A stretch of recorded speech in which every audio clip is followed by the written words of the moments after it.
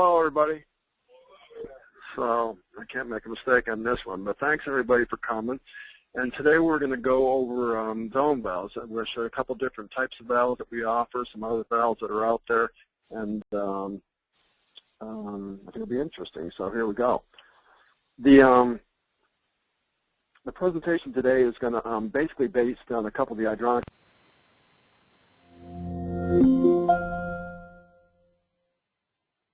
air elimination, all sorts of things with the hydronic side of it. So we thought we'd talk a little bit about wiring and controls and stuff like that. So if you don't have that issue number 14 yet, let us know. We'll make sure you get on the mailing list and get that. But it's an excellent issue on just wiring. We've got the issue in the room today. And it also happens to work out well because we just introduced a line of relays, both for pumps and zone valves. So it ties in nicely with our new product release, and it also ties in with the topic that we're going to talk about today. So again, those are available on our website as a PDF. So if you'd like to download it and look at it right away when we're done with this webinar and don't have time to wait for the hard version of it, go to our website, and it's on there as, of course, issue number 14. All right, so this is what we're going to try and cover today. We're going to look at different types of zone valve designs, why we choose one over the other. Like I said, we offer 3 different designs at Caleffi, but there's a lot of good brands and types of valves out there. We'll go over some different application examples, why you would choose one type of valve over the other and what the pros and cons of that. Talk about the close-off pressure, what changes in the valve, why one can close off at a higher delta P than the other. Electrical characteristics, how much power it takes to drive the valve. Thermoelectrics take a little bit more energy to run them. Zone controllers, we'll talk about our new type of a zone controller and some of the features on that towards the end.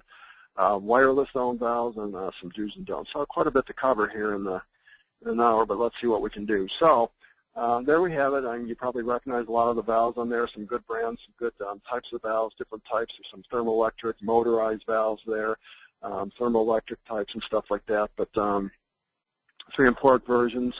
I think of it as a electromechanical device it's like a switch on electrical current. I mean, just shuts flow off, or it can divert flow, or it can bypass flow. In the 3-way version, you can cause it to send flow 2 different directions or bypass some of it. So it's not just an on-off valve or a shut-off valve. It can also be used to divert flow for different applications, and we'll show you some examples of that.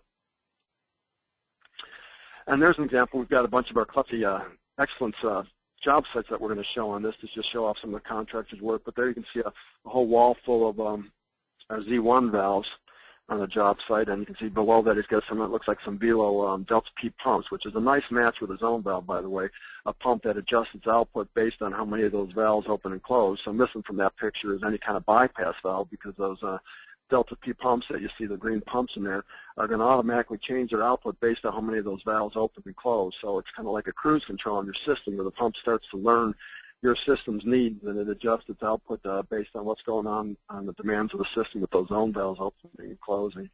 Nice looking job, tight room, but a nicely piped system there. One of the valves that we don't have in the lineup that we're going to talk about today is it's modulating. Now, this is the type of valve that can stop at different points along the way, so it'd be a motorized, typically a ball valve or something like that that could be hooked up to a drive that would modulate. The valves that we're going to be talking about that I'm showing you available from Caleffi today are all, they're either going to turn the flow on and off or divert the flow one way or the other. They can't stop partway through their range, so it's just an on and off type of switch for fluid. And there we have it. So that's what we have from Caleffi currently to offer you. We've got over on the left-hand side a thermoelectric spring return. So that's going to have like a little heat motor. It'll have like a wax or a filled cartridge in there, and it'll heat up and then open and close like a disc type of valve is in there. It almost looks like a faucet washer type of mechanism. There was a flat disc that goes up and down.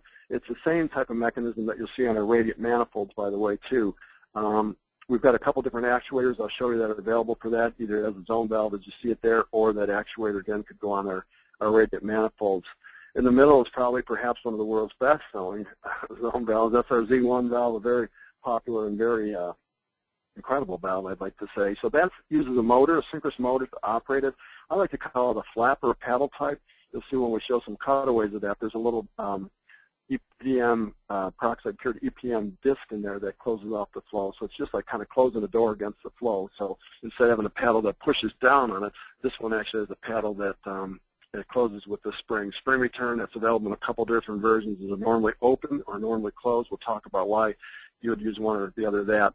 And then on the far right side, that's basically if you just held your hand over that white part on the top, that's just a ball valve that we put a motor on. So it looks like a typical ball valve that would have a handle on, and instead of having the handle that you can manually do it, it has a 24-volt motor on it with a gear train in there, and it opens and closes the valve. Some unique things about that valve we'll get into too is that you got to power that valve open and close. It doesn't have a spring on it to return it, so it takes a little bit more thought about wiring and how you'd use that in different applications with that power open and power closed function. Now we'll start with the thermoelectric design, spring turn, and we've got two different actuators that are available now. The one on the left is what we call the twist top, and that's pretty neat because you can manually open. I'll show you some pictures of that.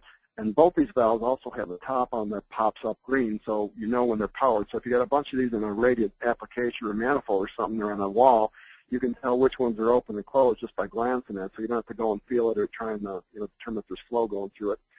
And new to us last year, I think it was, on the right there's a low current draw actuator, so it uses quite a bit less power than the our former valves there, so you can put more of them on a transformer, a 40V8 transformer. We'll show you how that wires up and works. So the trade-off when you do something like that, when you come out with a low current draw actuator, is it's going to take more time to open it because it has a lower wattage heater, so it just takes a little bit more time. Instead of the typical 3 minutes to open it, it might take 5 or 6 minutes to open and close that valve, or open that valve as the lower wattage motor takes a little bit more time to heat up.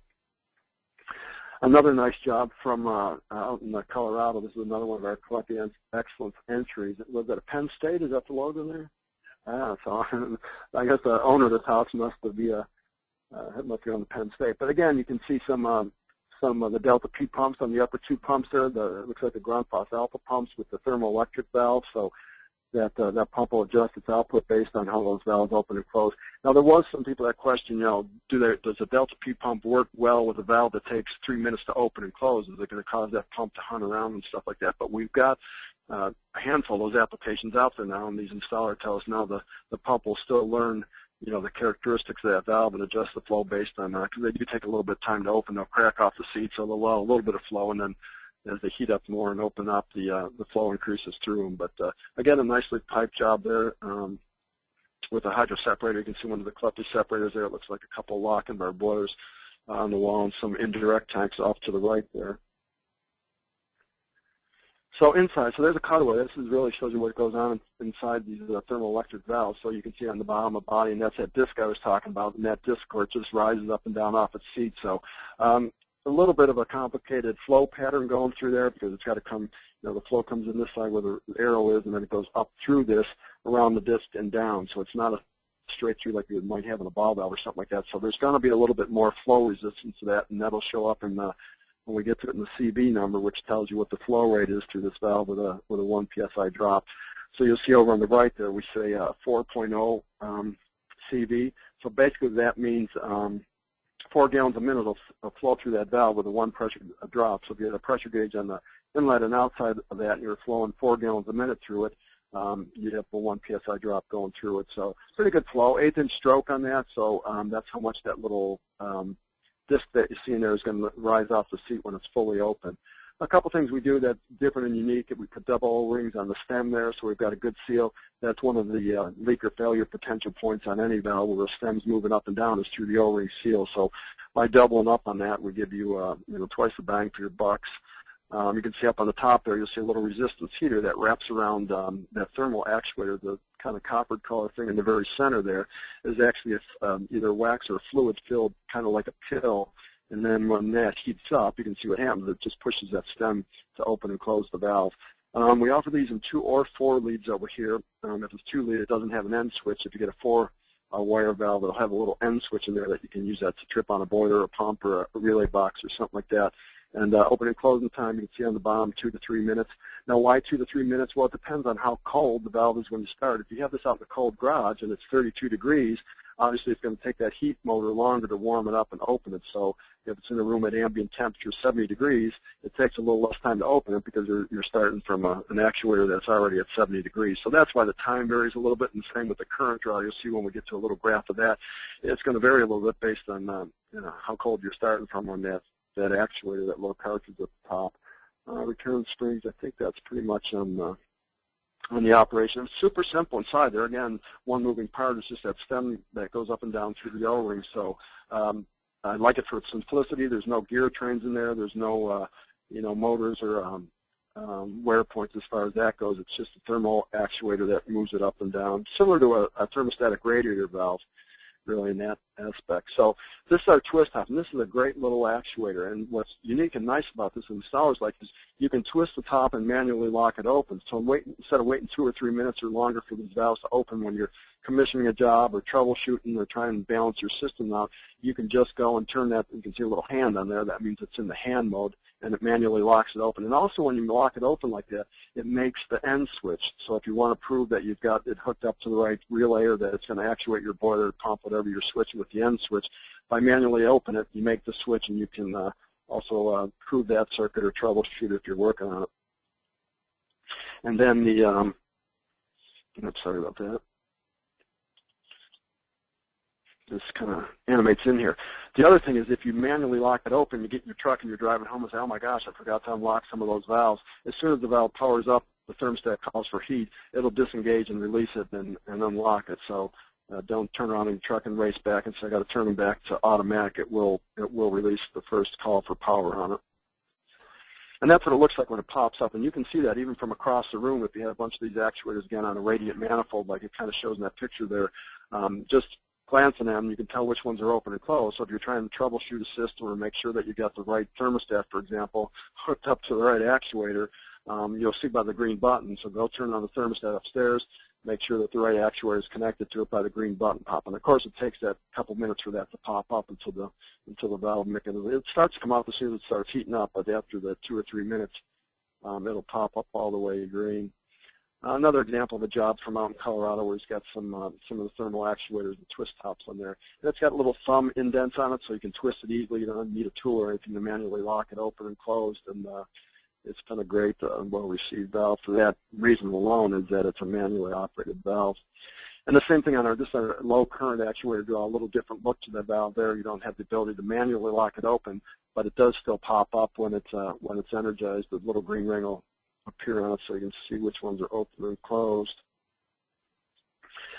This is another nice job that was sent in from a Breckenridge job. You can see he's got a couple heat pumps he's stacking up there, one of our hydro separators, and he's got a whole wall of 25 radiant zones that he's using our actuators on. So different applications, yes, they can be used on chilled water systems.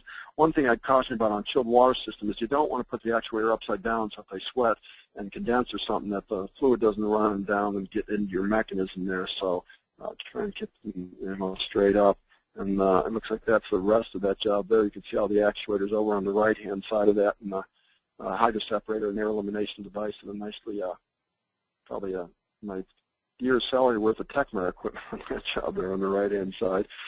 But thanks, everybody, that's entering the Caleffi Excellence Program, by the way. We love seeing these pictures and see how guys are using our equipment and just the nice jobs. And you can see, again, it looks like he's put all the Techmar controls in the room where they set the temperature in the room, so instead of having them out in all the different walls throughout the house, they're all regulated from down there, and they can dial it in and just leave it be so people aren't jacking around with the thermostats. If it's a rental property or guest house or something like that, you just get it dialed into a comfort range and away you go. So thanks to Tim for sending those in. Another example here, there's a couple looks like a couple lock-in bar boilers with one of our hydro pump systems there, with one of our hydro separator systems there, and some of the zone valves. I don't know what's going on with all these Colorado guys with some nice backdrops on their boilers. You can see on this one some diamond plate, and this one here looks like somebody's done some hand painting in the wall. Now, I know what it is. Didn't they just legalize marijuana in Colorado? Maybe that has something to do with all the yard work that we see in these Colorado jobs. But we like seeing that. It's sort of a plain white wall. Thanks for this application too. And there's a picture of it. And again, you can see that you'll see it. One thing that's a common theme in a lot of these jobs with zone valves is the Delta P types of pump. You can see a couple different versions of that. It looks like Grundfos pumps on there that adjust their output based on the which zone valves are open and closed. You see the thermal actuators above that pump there, and then one of our air separators over to the right-hand side. A couple different circuits here. It's probably different temperature zones going on. I don't know much about this job, but I like the backdrop for sure. Another one from Colorado. This is kind of interesting. Now, they don't have legalized marijuana there, so they've got a still over there on the left-hand side instead of, that's how they get their buzz, I guess. But I like this because it's got a, the way that he built this on an outside wall like that, how he used the, the corner wall to mount the boiler on one side, now it's controlled on the other, so it's nice. For whoever has to work on that down the road, everything's accessible and you can walk right up to it and stuff. And again, you can see some of our actuators down what looks like some radiant loops probably going into the basement floor there. This is, you can see by the thickness of the walls, this is a straw bale house that they build them up with bales and then stucco over that. So some water filtration stuff on the bottom, great looking job there. And one of the Caleffi solar controllers, that white control in the box next to the boiler is the controller for the solar thermal. So again, one of the best zone valves that money can buy right here is what we call our Z1 valve, available in a few different versions. One, of course, on the left, two-port. I call it, some people call that a two-way, but to me it's a one-way. It's either going straight through it or it's shut off. So I prefer to call it a two-port valve, so in one side and out the other side. And it is directional. You got to pipe it in the way the arrow shows. You can't flow either way through that. And then on the right-hand side is the three-way. So that valve, basically, the flow would either come up from the bottom or go out of the bottom, and then either to the A or B port. So A port on one side, B on the other, and then that common one on the bottom would be called the AB port. So, again, I call that a three-port, not a three-way valve, because it's either going this way or it's going that way. And the other thing you'll notice on that is the end switch on the one on the right, you can manually lock that open on the end switch. And the same thing is on our twist top. That'll make the end switch. So if you got to troubleshoot this or you want to make sure it's wired right, just latch it over like you see it and latch it down in that little catch. And you not only open the valve so flow can go through it, but you've made your end switch, which will then kick out your relay or your pump, or if it's going to a boiler call or something like that. And then notice over on the left side, that one's got a terminal strip. We offer them with both a terminal strip or with wire leads coming on it. Some guys prefer that because they can just bring their wire right from their relay box over to the thing without having to use wire nuts to connect onto the 18-inch leads that come on the other one. So I would give you both options for that, whichever you prefer.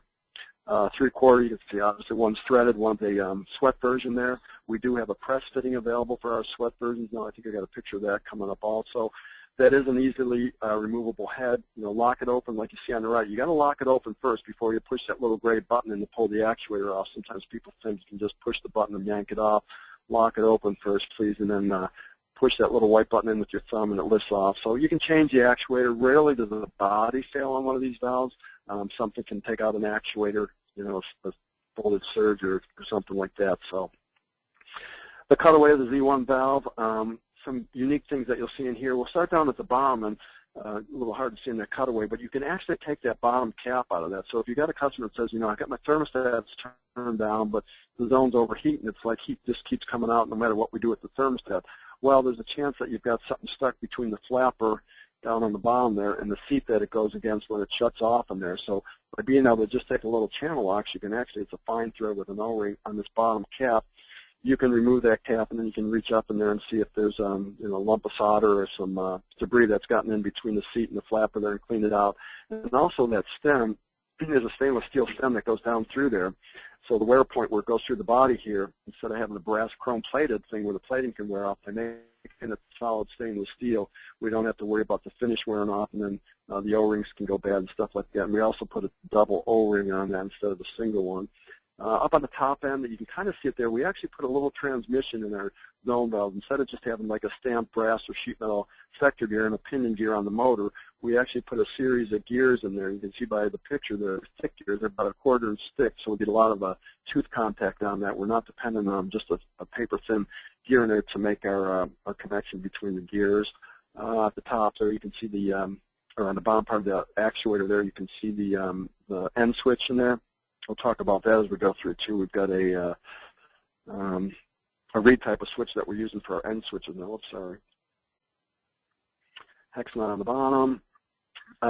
300 psi brass body. That body, by the way, can be used on chilled water, hot water, or steam. You don't have to change bodies if you're going to use a low-pressure steam application, which is nice. So on your truck, you don't have to carry a couple different versions of this. If you do work on steam systems in one body, it's a very nicely machined body on that manual latch. We talked about that for the override. Efficient motors, 5 valves can be powered by one 40 VA transformer. We prefer to see guys wiring these to relay boxes. It just makes it simpler to wire enough so you're sure that you've got the right switching ability and everything gets wired properly. And I'm going to talk about this. This is unique to our valve, this lost motion gear. So in addition to have a 20-to-1 gear ratio in there, so we've got a lot of power to open that valve against that spring that you can see over in the lower right-hand side of our actuator. We've got this patented lost motion design, and what's unique about that is it's kind of like when you have a stick shift car and you push the clutch pedal, and we disengage the spring tension that gets wound up into that gear train from the valve when it closes, so we don't get that bounce. And that bounce is what can cause a zone valve to hammer sometimes. A lot of valves, when they close, will actually hit the seat, and they'll actually bounce off the seat about 3 or 4 times until all the spring inertia is wound out of it, and the valve can just stop and close. And if you get a job with a hammer, hammer, hammer, when the valve shuts, it's because that little flapper is bouncing off the seat. So by using this lost motion, we actually disengage that spring tension so we don't get that little bounce when the valve closes. And the other thing you'll notice on our valve, much bigger cavities than some of the valves out there. And the reason we do that is, number one, of course, we put a bigger valve mechanism in, but also when you put a wide spot in the road, you slow the velocity down. So when a fluid's coming through a valve body, whether it's a zone valve or an air recept or anything, the bigger the chamber you have in there, the more the velocity can slow down. So it's easier for that valve to shut off again slow if you can just slow it down a little bit as it enters that body. And, of course, it gives us room to get in there and service the valve and replace that valve or anything, the stem if we had to. So there's an example when I was talking about the flow direction on the two-way there on the left-hand side, A and B. I mean, there's arrows on the valves. You put them in backwards, they don't work properly, so pay attention to the flow direction there. And you can look in the valve and obviously tell which way the flow is going through it just by opening and closing the actuator and see the way it closes. You want to close off against the flow, so we're coming in the A side there, closing off against the paddle, shoves off against it like slamming the door closed.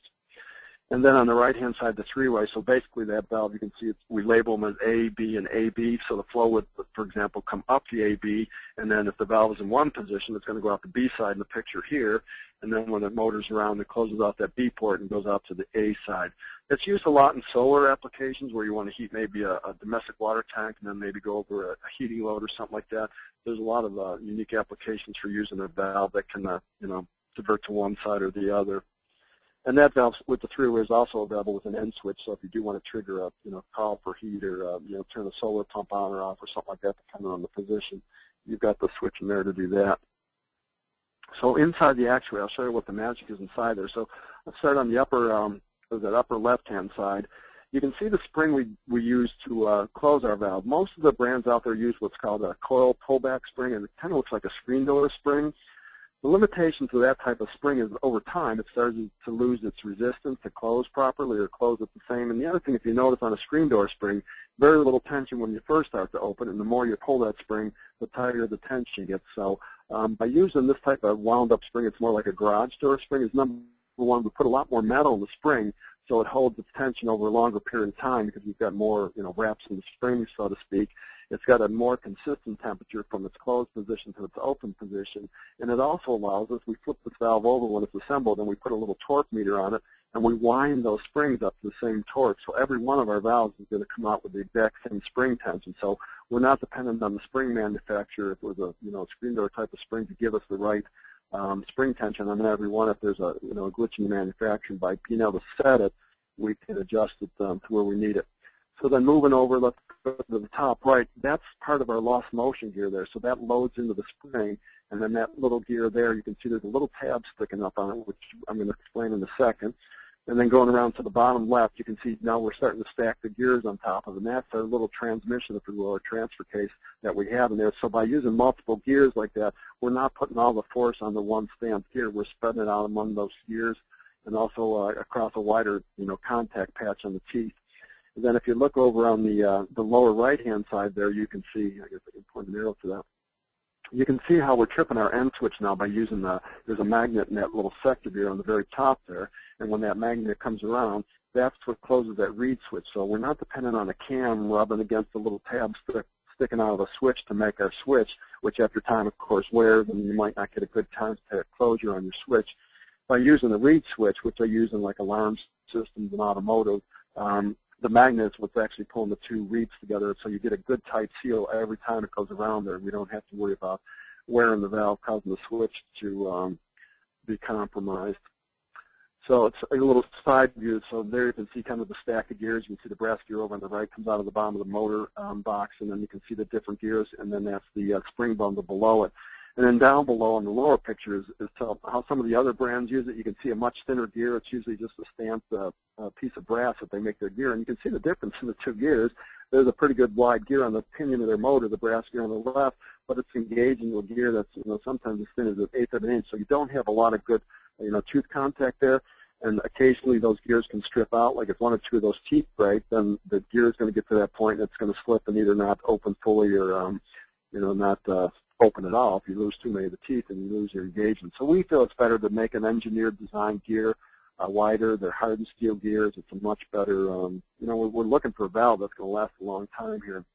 So let me get back to that lost motion. Again, there's a lot to read there, but the color kind of shows you a little bit better what's going on there. So you can see the big gear, the blue gear there, is basically what we did is we routed out, so to speak, a 270-degree notch or a slot in the bottom of that gear, and then that gear flops over and it sits on top of that green pin. So that's the motion that you have, that gear can disengage from the motor from the spring tension, and the same thing when it goes to start, that green tab has to go around that 270 degrees before it engages back to gear. So we're just trying to get some of the strain off the gearbox when it closes, and also when it's closed. What can happen over time, if your motor is always against spring tension, you can actually start to oval or egg shape that the little bushing that shaft rides in, and then of course you got a wear and resistance problem there. So by unloading our spring tension from the gear, we solve a bunch of those problems. We take the inertia off of it, and we also give it a soft start, if you will. So end switch design. Now that's a typical micro switch that you see in a lot of different valves that are on the market. It's a pretty robust valve. It's got some pretty good switching capability. But the weak link to this type of switch is there's two silver points in there. And if you get any kind of buildup or even sheetrock dust can get between the seams of this switch where they're assembled, it gets between those points, and then you don't get a good electrical connection in there. And after time, it'll get hot, it'll arc, and eventually it'll fail because it's just like, remember the old lawnmowers? When every season you have to get in there with a little file and file the contact points because they'd get coated with dust and stuff from mowing, and then you wouldn't get a good connection, and your motors wouldn't either start or run properly because you didn't have a good sound electrical connection. So that's when we looked at that. We said, there's got to be a better way to do that. We went to a switch manufacturer and said, listen, we're looking for a great long-lasting switch, that can handle all these different conditions. So not only is it a good contact by pulling the reeds together with a magnet, but again, we get that switch in resin. It's hermetically sealed, so nothing can get into it. You could actually drop that in water, and it would be a seal, which is why they use it on automotive and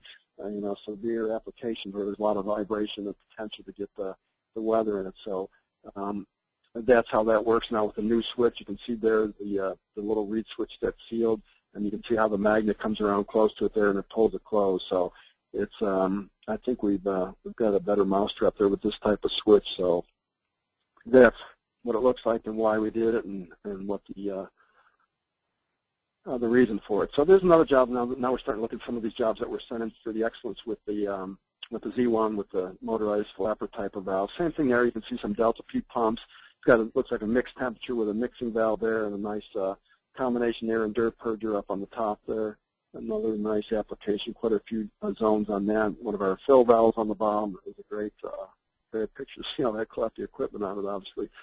And a little close-up of it there, you can see our mixing valve with the temperature gauge on, so we can dial in exactly what he needs going out to his radiant by just turning on that pump below that mixing valve and just run it, and then adjust the knob on the mixer until it gets it. And a little close-up shot of what's known as a delta P pump, where you can actually put that pump in the auto mode, and it'll actually learn over the course of a few days. It'll learn the hydraulic characteristics of your system as valves open and close. We think that's a really good match for a zone system. We're using valves to zone is to use a pump that can that has a little intelligence to it.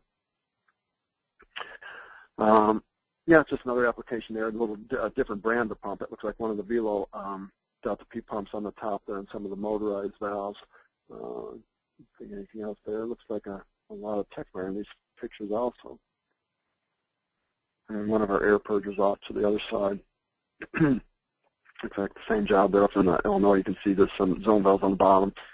So our air vents used in different places there. Fill valve and a disco air purger up on the top. It looks like there's a plate heat exchanger over on the right, so maybe there's a glycol loop out to a snow melt or something like that outside is why they put a heat exchanger as a zone on there. And another application, another shot of that job really with multiple boilers going into the circuit there, and then all the different zone valves closing off different zones. Another beautiful job there of that Telluride job with the diamond plate backing on there. And I like this where he's hidden all the wires to all the zone valve and stuff comes through the back of it, so it's a nice clean look there, and variable speed pumps on that one also.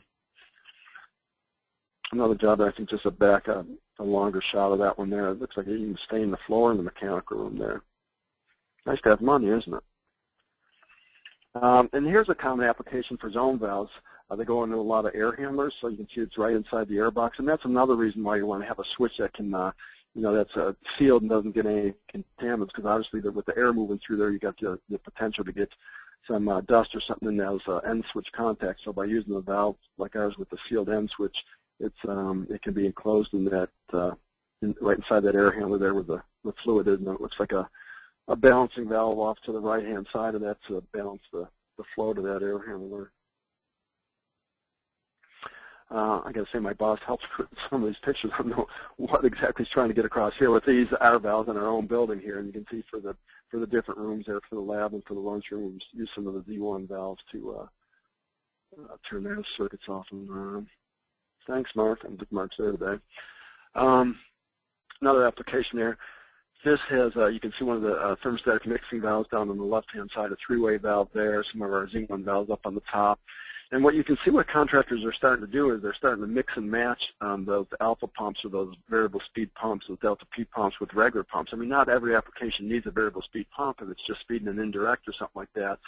Certainly just a fixed speed pump like you see in the center of the picture, but up on the very right-hand pump, that is a delta P variable speed pump that's driving against those two zone valves there. And again, one of our air purgers there, and the wrong color relay box up there also. There's a competitor's valve off to the other side there. Looks all right, now here's an application where that's a three-way valve, and that's being used as a diverter valve, so you can see what's going on. I think this one animates in. Give me a minute here. Yeah, there you go. So you can see what happens when it's in one position. This is the flow going through that valve, so it's coming out of the boiler, going down through the valve, and then going into the hydro separator there and out to the load and back. And then I think when it toggles the other way, there's a solar storage tank, so it can pull heat from the solar until the solar gets down to a low temperature, and then that valve will automatically divert with a thermostatic call typically, and it'll divert so then the boiler can go to the load. So it's a super simple way of being able to switch, two different loads with a valve instead of having to have multiple pumps or something like that. One pump does the same job whether it's going through and there you can see the other exits going to domestic hot water priority call in this case here. So the valve just kind of changes direction. Basically, either it goes to the right or to the left when you power it up. Another application of one of Nathan's jobs. You know what I think he's doing here is I think he's got a constant circulation. So the pump is always pumping down through the radiant zones, and then when there's a call for heat that needs more heat, it toggles that zone valve up there on the right, and then it ties it into the boiler circuit. So you can see the larger pipe, there's this boiler circuit. So it's given him, he likes to do his radiant floor with constant circulation. It just really evens out the temperature of the slab nice if you can keep the pump running all the time. So this is a simple way of doing that with just a diverter valve. So when it needs heat, it's going to just, so to speak, inject some of the temperature from the boiler into the loop. And then when the call for heat goes away, it just is a constant circ. I thought that was a pretty clever, simple way of doing a constant circ. So there's a call for heat, allows it to come through the boiler down in the radiant manifold and back, and then the constant circulation when it's in the other mode there, which would be this one right here. Great. I like that idea. Some temperature gauges up there so you can see what's going on. Now there's another application. There's another valve that we call the NO, which stands for normally open. It's actually N period, O period. It's a normally open zone valve. And why do we make that? Where are they used? How are they applied? It's not a very common valve for us, but there are some engineers that like to do buildings where if there was a power outage, all the valves would go open. So you could, if you had a generator that could keep your pump and boiler running, I suppose you could still have heat, or possibly it could thermal siphon through that if it was piped in such a way that there was the ability for the hot water to go up. So they use a valve that is just the opposite. So it powers to close instead of open, and that way when the power goes off, the valves always spring to the open position. So there are some applications. This is typical of it, like a college dorm or something like that, where they want to make sure that they're they've got that little failure protection there. What I will say about that is then, your motor's always powered all summer long. So there are some pros and cons to using the valve where, you're powering it closed instead of open. But we offer them both ways, knowing that that application they use. And there's an example, probably a college dorm with a valve there. They've got it right in with the convector unit right at the baseboard of the fin tube right there instead of back in the mechanical room. You can see a little flow setter to adjust the flow rate. So this is probably a multi-unit building where they're not only turning it off with that valve, but they've also got it balanced for the right amount of flow rate going through there. All right, so the third type is, like I said, a motorized ball valve is what I consider this, because that's really what it is. We just take a ball valve and don't put a handle on it. We just make a nice spring clip engagement for it so you can easily disengage that motor and service it, or install it with the motor off so you don't damage it, or if you're going to solder one, you certainly want to take the motor off first and then pop the motor on. So this one here, again, it's going to have 6 wires. It's got an end switch, and you've got to be able to power that both ways, and then it's also available with the end switch. And this is what it looks like. So you'll see all those color wires come out of it, and you've got to pay attention to the way to wire that. Now, it gets a little tricky because you're going to need either a thermostat that can power both ways, or put a relay. You can do that with our new single pump relay that we'll show you here in a minute. You can use it to, basically you need a double throw relay, so one contact sends the power one way and the other sends it the other way. And the other thing that's kind of unique about this valve is when it does open, the power goes away. There's a little switch that gets engaged when the motor gets to the end, so there isn't a voltage sitting on that motor when it's open. So there's no power draw on that when it's like a thermoelectric motor. Or a motorized type of valve is always going to have a little bit of power consumption. With the ball valve, as soon as it's open, the switch makes and it shuts the power off. So 24 volt on that. You can see we've got a little transformer. We're showing some of the wire on the side, and then you can see the ground wire and the end switches and the power in and power out. So you have a common and an open and closed wire that you have the power to do that.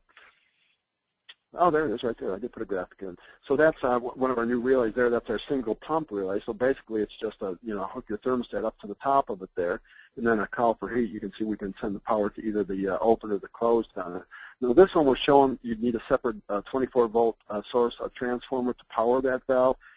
It's possible under some conditions that you could power it right off the transformer that we've got built into our relay box, but you'd have to know what the current draw of your thermostat is, because it's a small transformer in there. You want to make sure it's got enough VA to power if you got a power steering or a thermostat that's got a digital display or something on it, you need enough power to run that, the board itself, and also the motor. So you're getting a little closer, and some of the power steering thermostats might not be able to cover that with that transformer that's on board. So that's why we're showing it with a little separate transformer. We did collect. It has a nice little wall plug-inable transformer that you could use to do that. Just plug it into a regular receptacle, and it's got some wires that you could bring your power down to it. Or, there's knockouts on the bottom of that relay box. You could probably put like a, screw a transformer right into the bottom of the box and power it from the line voltage in there also. So, and there's an application. It looks like it's going down to the radiant manifold. Sorry about the Kitech tube there, guys. That's got a motorized type of valve. And the beauty of that in this application is if you got a lot of zones on that manifold, you need a lot of flow, like you want 10, 12, 20, 15 gallons a minute going through that, a large manifold. You've got a big flow pattern going through that type of ball valve, zone valve, because you've got, I think that's a 14 CV valve on that. So we can move a lot of flow through that with very little pressure drop. So that's typically where that's going to get used. Sometimes guys will use them on like a pump and dump geo, because they want a wide open flow pattern to dump a lot of flow through it. So just be aware. And here's a cutaway of it that shows a little bit better. As you can see, it's pretty much a full port ball valve that's got a motor on it. We did the same thing in the actuator on this. You can see we put a gear train in there. Instead of just going with one pinion gear on the motor and a stamped sector gear, we actually put a little transmission in there, good gears, efficient motor. You can see the 10 valves on this, because this one doesn't use a lot of current to open and close that because of the gear train and stuff in there. Same thing down below. I talked about the double O-rings, high temperature on that, and I was actually at 13 CV flow rate on that, 150 PSI brass body on it. That is available, with, like I said, with the end switch also. Now here it is. Now this gets a little bit more complicated, so pay attention here because we offer this in two different 3-port configurations. So if you're looking at closely, you'll see what we've done here is we're using this as a diverting valve. And as you notice the ball there, we actually carve away or machine away the ball so that the flow is coming up from the AB port, let's say where the arrow's coming up. And in this case, it's going to go over to the B port. So imagine that's a cutaway, of course, of the ball valve, and all that's going to be in there. But when it turns the other way, then it's going to go from AB to A. So the flow pattern through this valve here, this diverting design, it's going to be the same in either direction. I'll show you that the CB doesn't change from one to the other. So this could be used, like I showed you the valve earlier, on a solar or something like that, where you're going to divert to a couple different loads like that. Now this is a bypass design. See what, if you look closely at the ball in there, you'll see the difference in that. So the way this one works is when the valve is in, let's call it the open position, it's going straight through. So it's going from left to right in this case where the arrow is, and now we've got a full port ball valve going through there. So we're going to have a good flow pattern. But now when it turns the other way, this is intended to just bypass a little bit of flow. So this might be on an air handler where the pump runs all the time. So when the valve shuts off, you don't want to deadhead against valves that are closed. So it gives you a little passageway to bypass some of the flow back down around the circuit, back to the pump or into the system. So what's different about this is now instead of, like, sectioning the ball like we did on the left-hand one, we actually, I don't want to say grind away, but we machine away a little bit of the side of the ball. So what you're going to notice on these type of valves, and I think it comes up here in a second, is the flow rate going through them. So there on the top is just a 2-port valve just going straight through or shutting off. So really good CV on that, 13 gallons a minute going through that valve with a 1 PSI drop. And then looking at the, let's go down to the bottom first, at the diverting valve. Since the ball valve is cut the same way and it just turns one direction to the other, we're going to have the same flow rate going either direction there. But notice it's much lower because now we can't go straight through a full port ball valve. We're going through a valve that we've had to kind of machine away, so our port size is a little bit smaller. So as you can see, our flow rate through that valve is a little bit more restricted. But the middle one is where you got to be careful because you can see the flow rate there going straight through it, just like above. We've got pretty much a full port ball valve, so we're going straight through the valve with very low flow resistance. But when we go to that where it's going around the side edge of the valve, since that's a kind of small passageway, you can see your flow rate drops down to 1.5 gallon, 1.5 CV with a 1 pressure drop. So that one.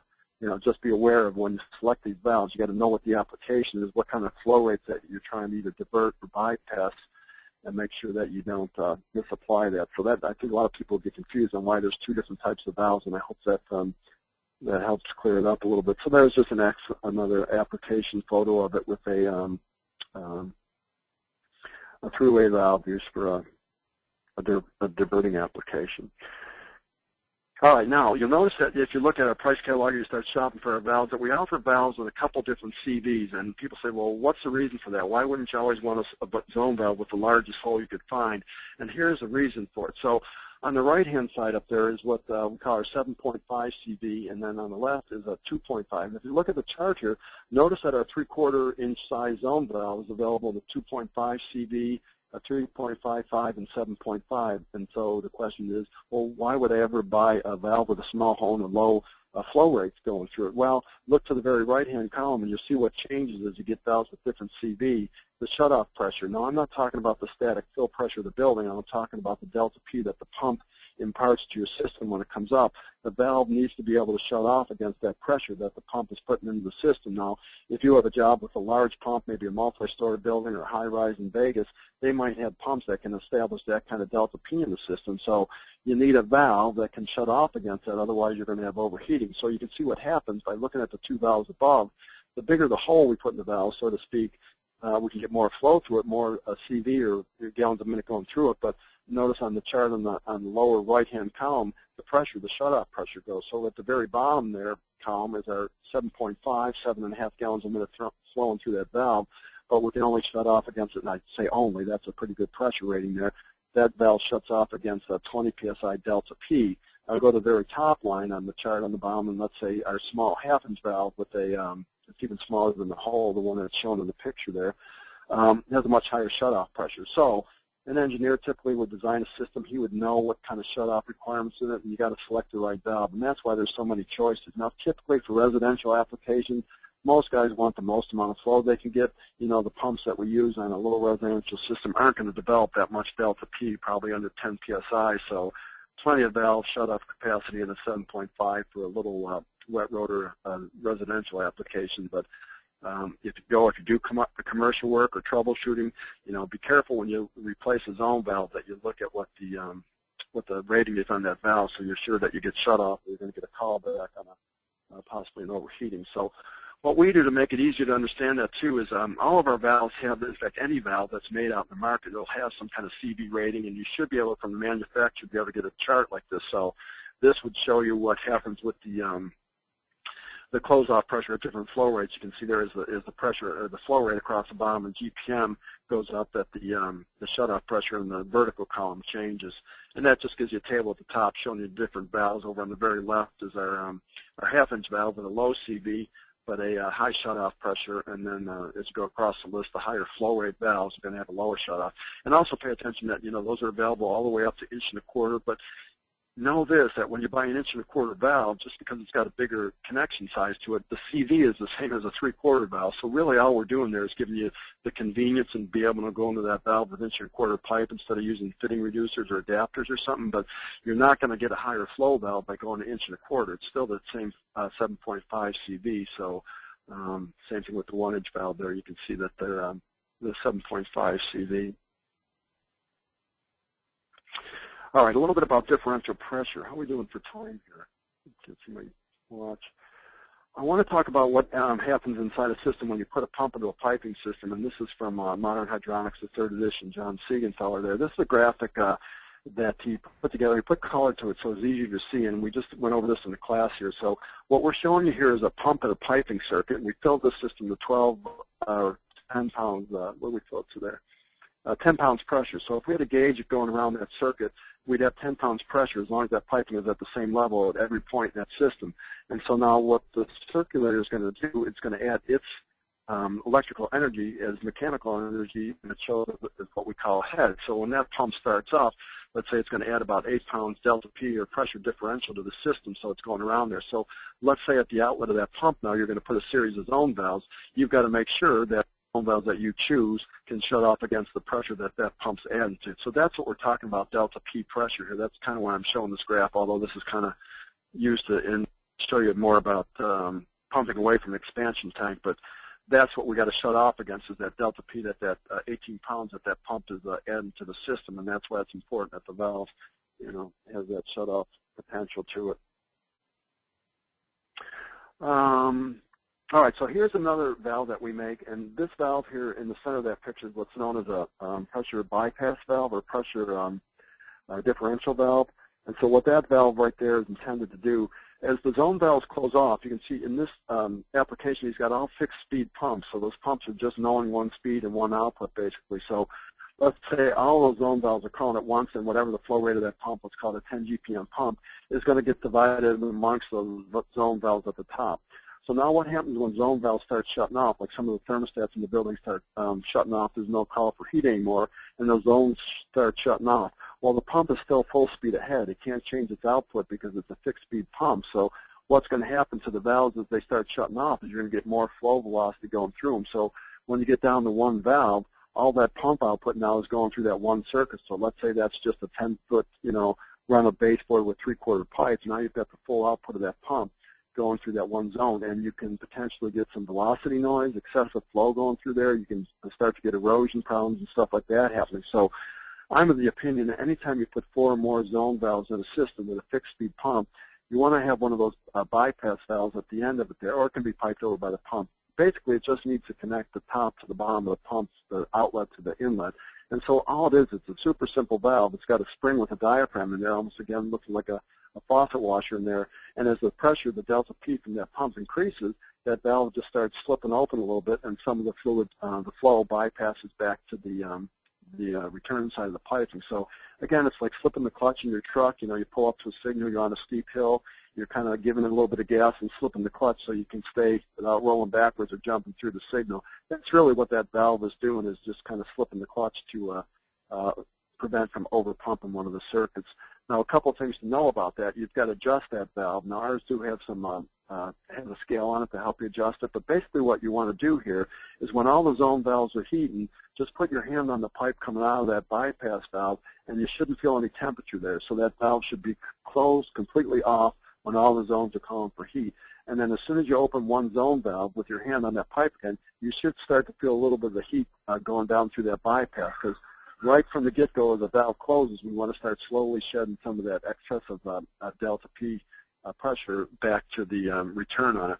Now, the other thing you want to do if you put one of these valves in, and they've done a good job here, is you see there's a ball valve on the downstream side of that pressure bypass valve. And the reason you do that, if you were to put a valve like this in a system and you go to power purge it and you've got your fill valve cranked up so you can get a lot of flow and purge it, well, you're going to start pushing that valve off its seat in there, and you're just going to bypass right back to the return without getting a good flow down through your zone. So by putting a ball valve in there, it could be on either side of that valve, you can shut it off 100% tight so you get all your flow going out to your zone, so you get a nice, quick, clean power purge to get your air out of it when you first commission the system. And yeah, there's directions, of course, in the valve, how you adjust that. Basically, again, you want it to be shut off all the way when the zones are all calling for heat, and then when all the but one zone is open, most of it's going to be bypassing through that. Now, it is what we call a parasitic device, because it's kind of, if you think about it, it's like getting in your car and putting the gas pedal all the way to the floor and then using your brake pedal to control your speed. That pump is running full speed, and you're just trying to shed some of the back. So it's not the most efficient way of doing it. Certainly with the new pumps, you'll probably see less and less of these bypass valves being sold or installed in systems. And there's a cutaway of what's going on. Again, super simple. It's just a spring. It's almost like a relief valve on a boiler is basically how it's built, only it's adjustable. So you change the spring tension on it, and that changes how the lift-off pressure of that disc in there. So if you have a different pump, high head pump or something like that, you're going to be able to adjust that so you can make sure that it stays closed when it needs to be, which is when all the zones are calling. So I think this is going to animate in where you can put that into the system there. Yeah, there it goes. It can be put in at the end, like that picture I just showed you. Again, put a ball valve between either the inlet or the outlet side of the DPV, the differential bypass valve, or it can be put in. I think there's another picture of it. No, it could be put in right at the discharge of the pump and then tie down to that valve. I thought it animated in there. You can see where the one valve has nothing going to it. The valve could also be put in there. It doesn't have to be at the end of the line. It just has to connect the discharge side of the pump to the return side of the pump. But what we just animated in here now is we brought in a variable speed pump that, again, it's a delta P pump that's going to change its output based on the zone valves open and closing, so then you don't need to have the bypass valve in there. I would really like to see those delta P pumps used with zone valves because it makes a really efficient system, makes it quiet, and also uses less power. It's a more efficient pump. So more and more choices out there for delta P pumps. So start looking at them. The prices the prices come down quite a bit on that pump there. For some reason, that animation didn't come out just right on my screen. What do we got here? Again, some thermoelectric valves there. Fixed speed pump, as you can see on the right-hand side, looks like a 3-speed pump. So he's put a bypass in there, some heat exchangers, probably some glycol systems here. But you can see, again, he's put a ball valve right above that pressure bypass valve so we can isolate it out of there when he's filling and purging. There it is right there. What I want to show here, without getting too technical or complicated here, but basically what we're trying to do is that graph on the upper right-hand side, it shows a pump curve as kind of the green dotted line there, and then all those blue lines are the system curve. And as zone valves open and close, the system curve changes. So you can see there's 1, 2, and 3 valves. You can see how that curve is kind of shifting up the pump curve. Well, that's what we're trying to do with a bypass or even a delta P pump, is we're trying to keep that output of that pump consistent with the demands of the system. So you can see with the either pressure bypass valve, we're going to allow that to slide by and try and keep that output of that pump better matched to what the system curve is, and that's what we're showing you there with the 2 different color lines in the graph on the system curves being the blue curves going across the pump curve. And you can build these a couple ways. I use Synchronous programs. Got a way to do it in his Hydronic design software. I was watching John Barber's webinar the other day, and he uses the P&G of all things, that little wheel, and you can actually pick and build the system curve by using that system sizer wheel and just showing the flow rate going through your system, and you'll develop those kind of blue lines and use like a French curve or something to connect the dots instead of a straight line, and that's how you get that kind of nice smooth curve to it. But that's how you can, I think years ago one of the pump companies, maybe Grundfos, had little transparent overlays that you could lay over their pump curves to establish the system curves there, because you really want to, get your pump to be running in that middle third range when you size it. So it's helpful if you know what the system curve is. It helps you better select the pump to match the rate, because there's so many pump choices available now as far as different sizes that you should be able to get a pump that matches your system right in the sweet spot. But again, with the variable speed delta P pumps, they're going to take all the guesswork out of that and do the thinking for you. A close-up of that one I think we showed earlier, again, with the delta P pump, no bypass valve needed on that. It looks like 4 of the thermoelectric valves on that, and then it looks like some kind of mixing valve or on the left-hand side, a 3-way motorized mixing valve to mix the temperature going out to that manifold. Nice job there. Oh, there it is. Another picture I didn't know I had in there. Sorry about that. So we're basically doing the same thing now with a delta P pump. So this is actually showing pretty much the same system curve and operating pump curve. So now what you can see is the pump curve is also changing with the system curve. So the blue lines are showing the pump. The very furthest one to the right is the pump at high speed moving. What is that going out to? It's shut off there about 50. I can't read my writing on the screen, about 10 GPM. And you can see now as the system curve, as the zone valve starts shutting off and the blue system curves move down, now we're also moving the pump output with it. So the pump is actually, again, like a cruise control. We're moving that with the system curve. And we'd like to see that with our zone valves too, because now we don't have to worry about a zone valve trying to shut off against maybe a high head circ on a small mini tube type of radiant system. By matching the pump output with the demands there, we don't have to worry about banging zone valves and stuff like that, because the pump is going to modulate down and never be over pumped in the circuit. So that's another fix too for a banging zone valve, which you won't have with a Caleffi, of course. But change the pump to a delta P pump and solve 2 problems for the customer, give them a better efficiency pump, and also solve some of the flow issues.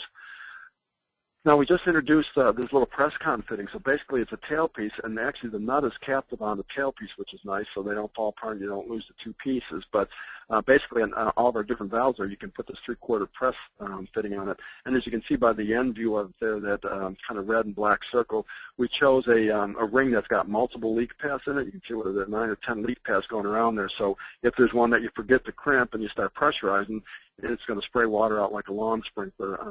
Instead of having just one leak path, it's going to be pretty obvious that you missed one. But it'll fit on any of our valves, actually, that have that 1-inch, what we call a G thread. It's a 1-inch straight thread, and it's actually a flange connection with a gasket between the end of it. So you can see right there, it's on all of our zone valves. It fits any of our valves, really, that have the 1-inch thread on it. It is available as a separate component. You can buy our Z1 in the upper left now with the pressed tailpieces as an item. Or if you want to buy just the tail pieces, you can buy them in 2s or 3s. Obviously, if you have a 3-way valve, you're going to need 3 pressed tail pieces.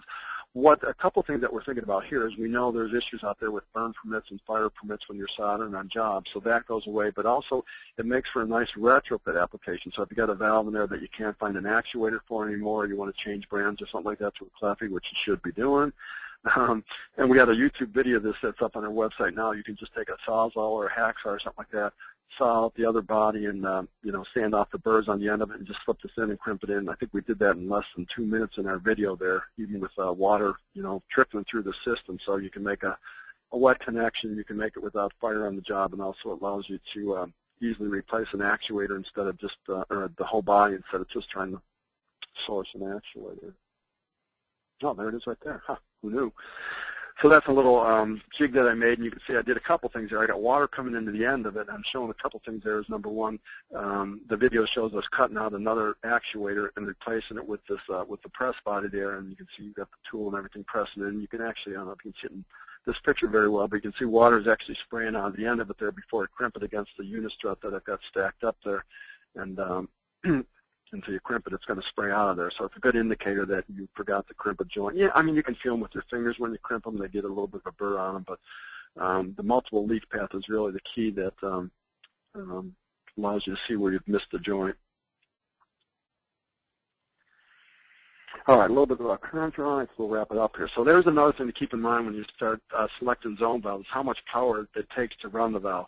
Obviously, the one on the top, the Thermoelectric, since it does have a little resistance heater in there, that's what heats up the cartridge and causes it to open, is going to take a little bit more power than a motorized type of valve. So you can see on all of them, we show you the inrush current there, which means the current that it takes to start that up, and also the holding wattage there, the 3 watts holding.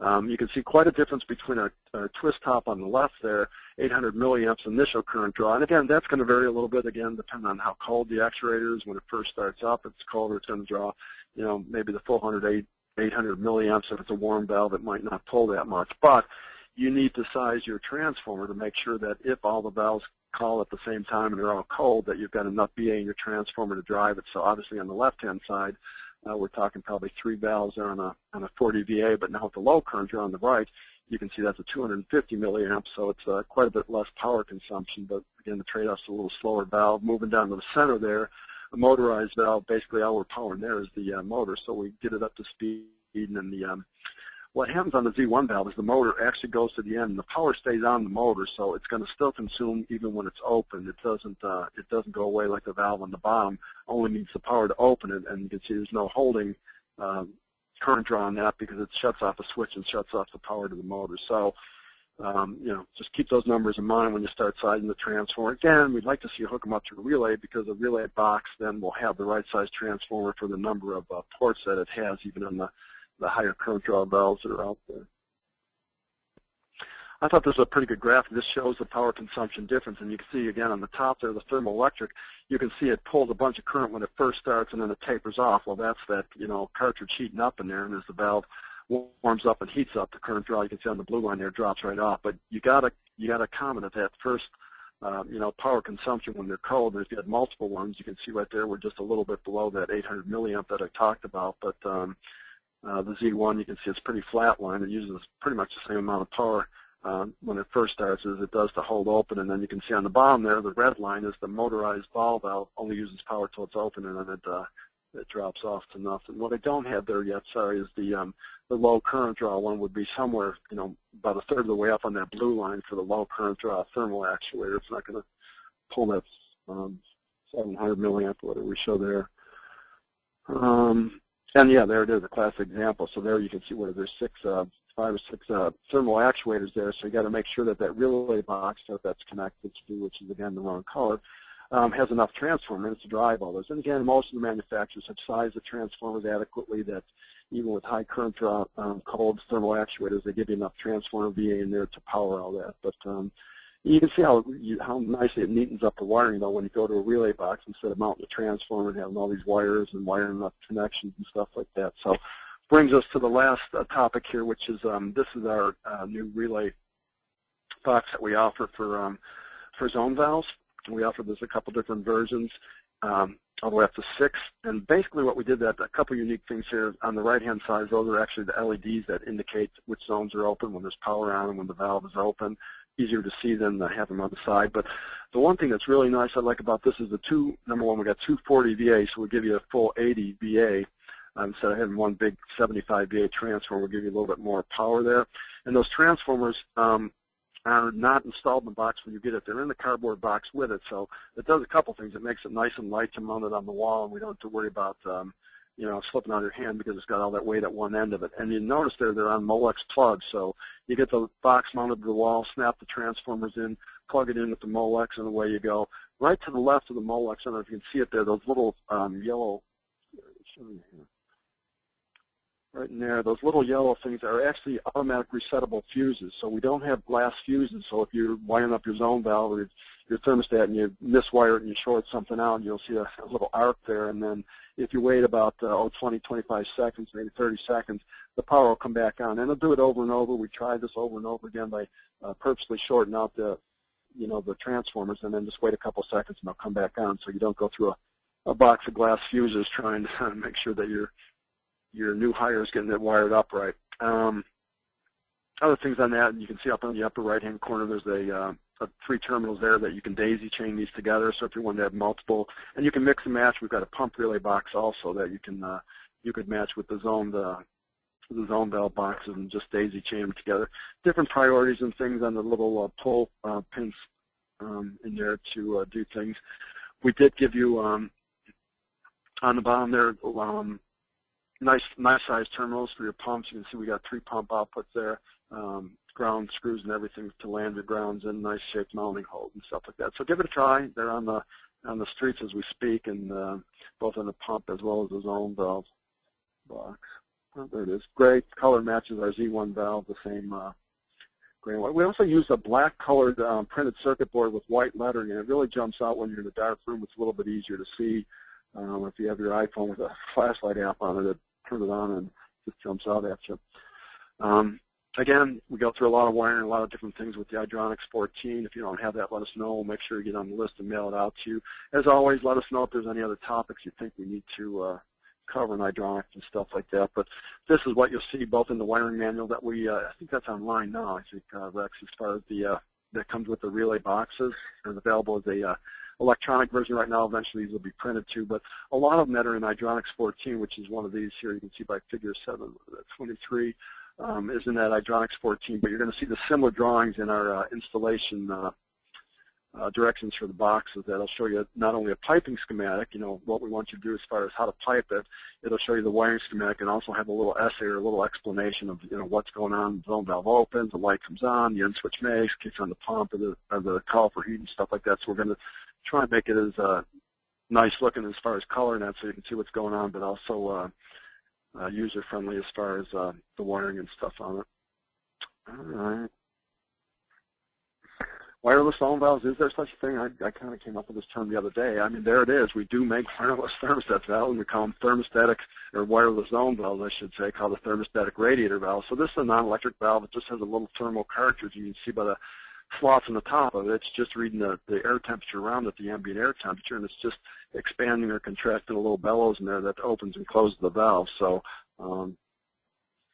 you know, obviously this has to be mounted at the heat emitter. You know, you've got to mount in such a way that you can get the heat to it. You can't put it behind a curtain or something like that. But it's another option. There's this is the common way over in Europe that they zone things is with thermostatic radiator valves and panel radiators or whatever the job might be. Again, it's pretty similar to the thermoelectric valve. It just uses that fluid up there in the chamber at the top that warms and cools and causes that the disc at the bottom to open and close. So in fact, it's the same thread and everything. You could put a thermoelectric on that same actuator body.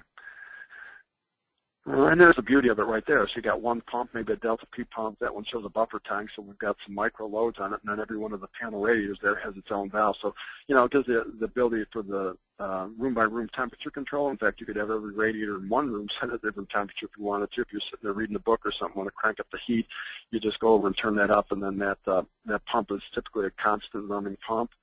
And then a Delta P pump, so as the thermostatic radiator valves open and close, the pump output changes again. So another option if you don't want to do a wiring. All right, so there's our single zone relay. This shows one of the wiring applications there. I think we're about to the end of it. Special considerations with any kind of valve, you know, regardless of what brand it is. Chilled water systems, you got to be aware that those valves are going to sweat typically, so you're going to have to insulate them and try and make sure that you don't get any of the condensation down into your motor, to your wiring and stuff like that. So with that in mind, we don't like to see the actuator pointing straight down on the chilled water system, knowing that the condensate can get down into the wiring of the valve. Open systems, you know, we don't really recommend those, but we know they're happening out there. Obviously, if you're going to do that now, you're going to have a lead-free valve because anything that touches potable water needs to be low lead, not lead-free, but low lead. So our Z1 valve is a low lead valve. If you do think you need to do that type of application, or maybe a plumbing application, you know, we use those on some domestic water applications also. We do have a low lead body of it in our Z1 valve. And, of course, everything that's in it needs to be rated accordingly. If it's going to touch potable water, you got to make sure that it doesn't have any components in there that aren't allowed to be in potable water. Steam system, again, make sure everything in the valve, if you're going to buy a valve, is rated for that temperature and pressure. And that's that. this here, now again, what's going to happen is when you log off of our webinar, you're going to get a survey request from GoToMeeting or GoToWebinar, I forget what it says on it. And again, we're not trying to spam you or trying to get you to sign up or something, but if you do want this electronic version of a certificate, you got to answer 3 survey questions on there, and that's what triggers us to send it to you. Now that hasn't been working as smoothly as we thought. Some people get the message or ignore it or whatever happens. But if you don't get the message or the survey and you do want a certificate, just send us an email. We'll get them out to you one way or another. So that's what it'll look like. It'll just show you that you've been here for an hour for your credits. We do have a new website design that's up and running right now. A little different look, kind of a what we're trying to do is get all of our branches on the same page as far as the look of our website here. So this is what it looks like now. You should be able to find everything in there. There's a little bit of a learning curve to figure out which button has what in it. Basically, buttons across the top will get you to different sections as far as the archived webinars, our price books on there. The video that I showed you a little bit earlier is on there. As far as all the stuff's on there, just be patient and learn a little bit. I think we're going to end up putting some of the buttons back that we had on the old one, that you could just a single click button for maybe coffee with Caleffi, a lot, Hydronics and things that get used a lot every day. So that's out there. One more quarter for Caleffi Excellence. So it started April 1st, goes to June. So if you got a job there, you want to enter and win an iPad mini or possibly a trip to Italy, send in some pictures of your job, a little essay. And the way you win, guys, is you got to get people to vote for it. If you put an entry in there and you're the only person that votes for it, guess what? You don't win with just one vote. So if you're going to put an entry out there, get on your Facebook or whatever you do for social media and get all your friends to go out and vote for your job, so you move up the list and get to the finalists. So that's going one more time.